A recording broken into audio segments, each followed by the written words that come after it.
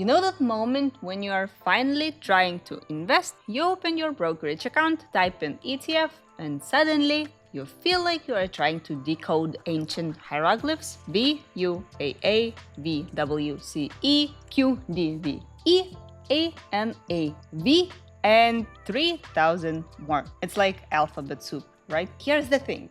While you are stuck trying to figure out these mysterious ticker symbols, your money is sitting there doing absolutely nothing. I know, because I spend weeks jumping between these options, overthinking every detail. Therefore, today I'm going to break down exactly what these ETFs are, why they are different, and most importantly, which one might be right for you. No fancy jargon, no complicated charts, okay, maybe just few. Just real talk about real investment options for us Europeans. First, let me clear something up. These aren't just random letters. Each of these ETFs is like a different playlist for companies created for different types of investors. So let me show you what I mean. Let's start with the VUAA, our S&P 500 friend that we talked about in the last video. Remember how it gives you instant access to 500 of America's largest companies? And well,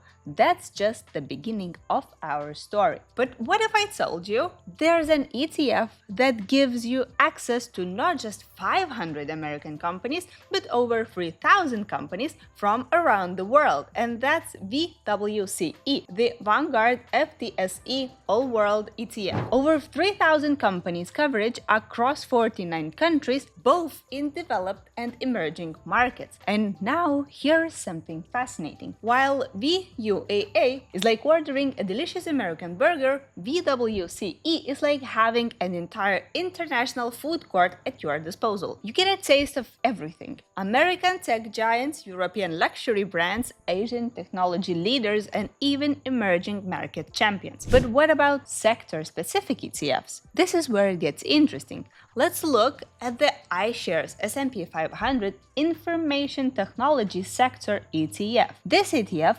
focuses specifically on technology companies with the S&P 500. We're talking about companies like Apple, it's 23.25%, Nvidia, more than 17%, and Microsoft, which is also more than 17%. The giants driving technological innovation. Think of it this way.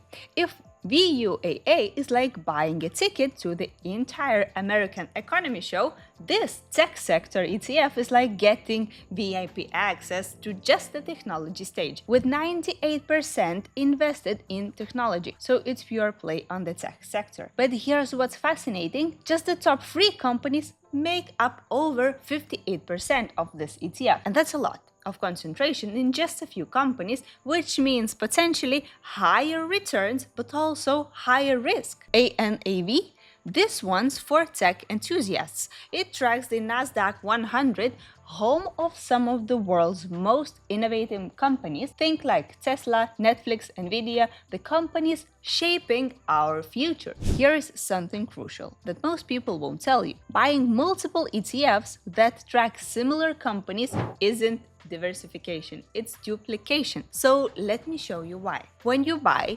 VUAA, you get all these tech companies already, just in smaller proportions. VWCE also includes these same tech giants as a part of its global portfolio. The tech sector ETF gives you concentrated exposure, but you might be paying twice for the same companies if you combine it with VUAA or VWCE. It's like paying a full Netflix subscription and then paying extra just to watch tech shows. You are potentially paying twice for the same content. Therefore, that's what I actually proposed. You just look and choose one core ETF based on what you believe in. You want pure US market exposure? VWAA is your friend. Maybe you prefer global diversification? Go with VWCE. Maybe you believe that only technologies will give the best growth? QDVE might be your choice. Maybe you're passionate about tech innovation, so consider ANAV. But please, don't combine them thinking you are diversifying. You are actually reducing your efficiency and potentially paying more fees than necessary. And speaking of efficiency, let me throw a little spice into the mix. Have you heard of leveraged ETFs? These are like the energy drinks of the ETF world. They can give you 2x or 3x the market's movement. Sounds exciting, right? But that's a story for another video. If you want to learn about those, drop a rocket in the comments below. And hey, I'm not just telling you this, I'm showing you. When you register on Freedom24, you can follow my portfolio completely for free. You'll see how I focus on one of the core ETF strategies without unnecessary overlap. No secrets, no hidden agenda, just actually real investments with my real money. Here's your 2-week action plan. Check your existing portfolio for overlapping ETFs. Choose one core ETF